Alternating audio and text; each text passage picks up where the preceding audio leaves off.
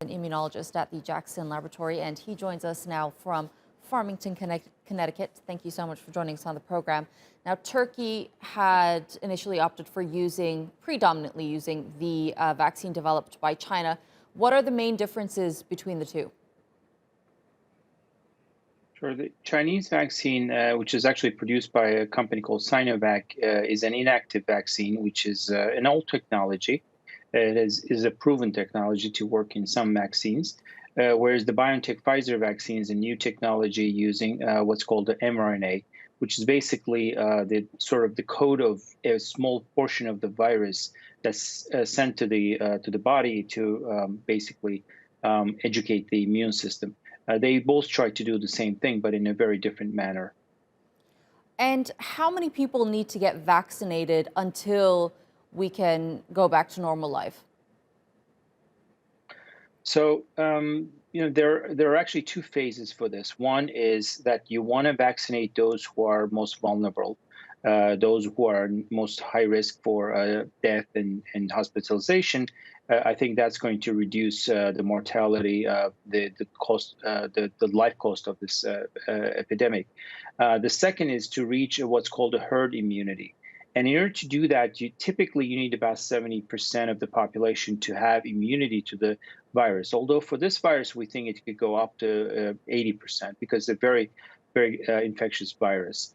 So it will also depend on how protective the vaccine is. So if your vaccine, like BioNTech Pfizer, which is about 95% protective, then probably vaccinating about 70 to 75% of the population will be sufficient.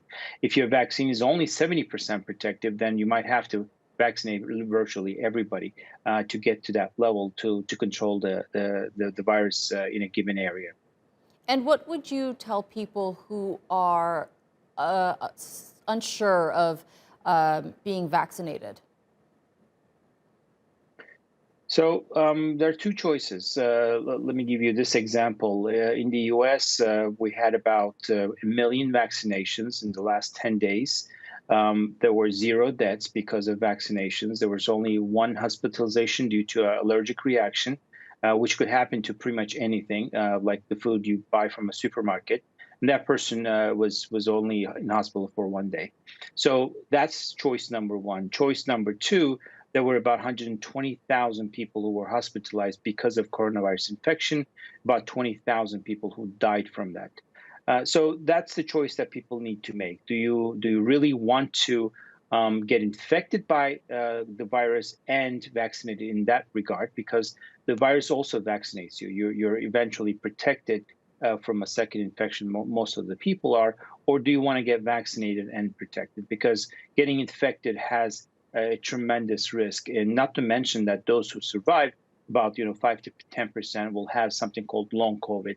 The symptoms will persist, and there's going to be damage to the organs, and so on and so forth. So I think people really need to think about that very carefully to make those choices. Definitely, but I think another concern that people have are more than its short-term effects, its long-term effects. Do you see, or do immunologists like yourself or scientists predict any long-term effects when it comes to the Pfizer-BioNTech vaccine, for example, which is a new technology, as you mentioned? We're not concerned at all because, in particular, this mRNA technology, this is a very short-lived vaccine. So, as I mentioned, you're just sending the code of a piece of the virus, which is just the surface protein, which is sort of like the key of the virus, and the cells uptake that. The side effects are very short-term. 1 or 2 days, just like other vaccines.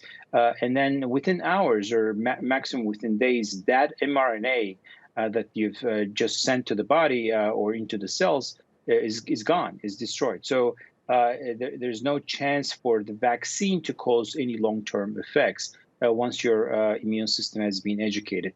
It's the same with any other vaccine. So we're not concerned at all. It doesn't change your genetics, or it doesn't integrate into the genome, and so on. It will be pretty safe long term. Okay, Professor Derya Unutmaz, thank you so much for joining us on the program and sharing your expertise with us. My pleasure.